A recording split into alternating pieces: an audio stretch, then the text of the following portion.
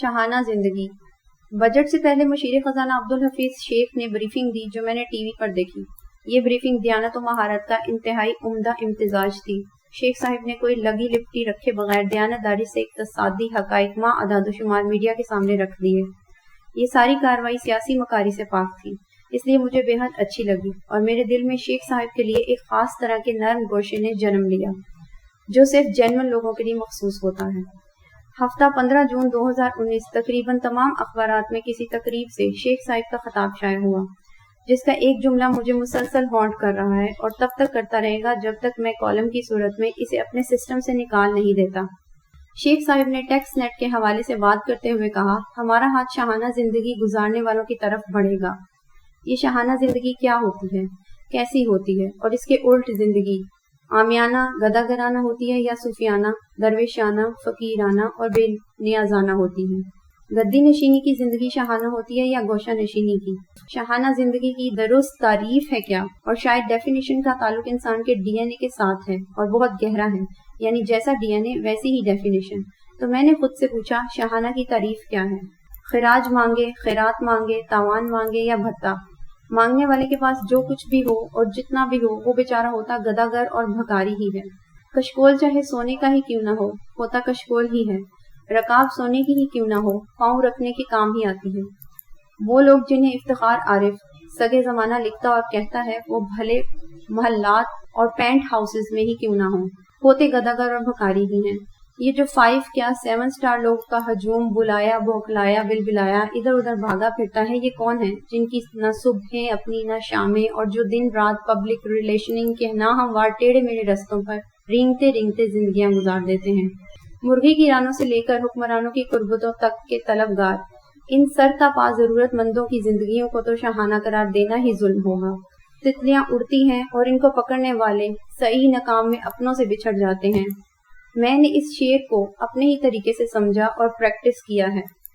یہ تتلیاں ہیں لالچ، لوبھ، ہرس، ہوس کی آتشیں تتلیاں، جن کے تعاقب میں آدمی اپنوں سے ہی نہیں بلکہ خود اپنے آپ سے بھی بچھڑ جاتا ہے۔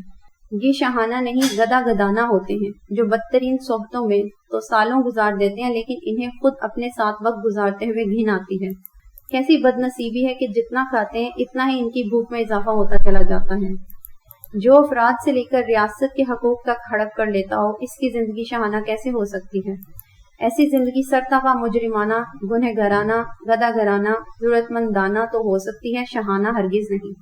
کہ اصل میں شاہانہ زندگی ہوتی ہی صوفیانہ اور درویشانہ زندگی ہے۔